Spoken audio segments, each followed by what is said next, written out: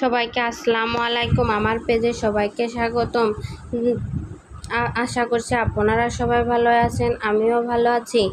আমি আজকে করে দেখাবো এই যে কচুরমুখী বা কচুর বই, জানি না কোন দেশে কোন ভাষা বলে, এটা দিয়ে চিংড়ি মাছ দিয়ে ঝোলের তরকারি। এটাকে আমি সুন্দর করে কেটে ধুয়ে নিব। এই যে চিংড়ি মাছ নিয়ে নিয়েছি 1/3 কাপ পরিমাণ, নিয়ে সুন্দর করে কেটে বেছে ধুয়ে নিয়েছি। এই যে কচুর বইটা আমি কেটে নিয়েছি, কেটে সুন্দর করে ধুয়ে পরিষ্কার করে নিয়েছি। এবার একটা কড়াইতে আমি দিয়ে দিব পর্যাপ্ত পরিমাণ মতো তেল, দিয়ে দিচ্ছি 1 কাপ পরিমাণ পেঁয়াজ কুচি আর 2টা মরিচ ফালি,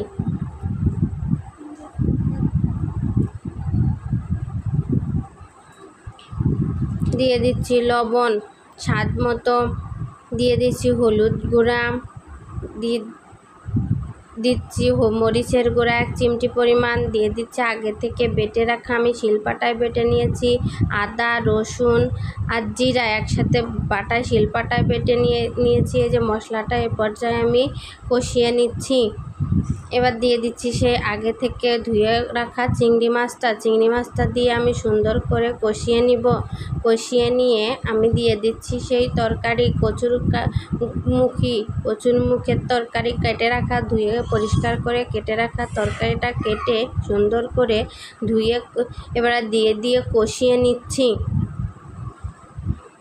সুন্দর করে কিছুক্ষণ কষাবো। এই যে কষানোর জন্য আমি কিছু পরিমাণ পানি দিয়ে দিচ্ছি, দিয়ে সুন্দর করে ঢাকনা দিয়ে আমি কচুরমুখীটা সিদ্ধ হওয়া পর্যন্ত রান্না করব।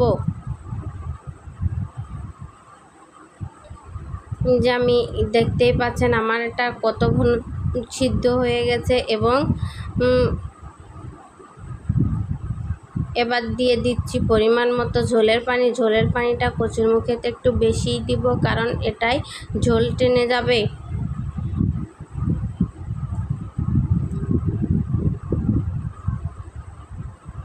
এবার দিয়ে দিচ্ছি কিছু ধনিয়া পাতা কুচি, রান্নার ফ্লেভারটা তাহলে আরও টেস্ট আসবে। আপনাদের যদি ভালো লাগে তাহলে রান্নাটা ট্রাই করতে পারেন। সহজ রেসিপি, এরকম সহজ রেসিপি পেতে আমার জান্নাতুল কিচেন অ্যান্ড ব্লগ শেয়ার করে দিবেন, লাইক করবেন।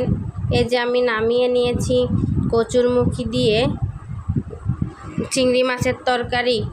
সবাই যদি ভালো লাগে আমার পেজটা লাইক করবেন, শেয়ার করবেন। সবাই আল্লাহ হাফেজ সবাইকে।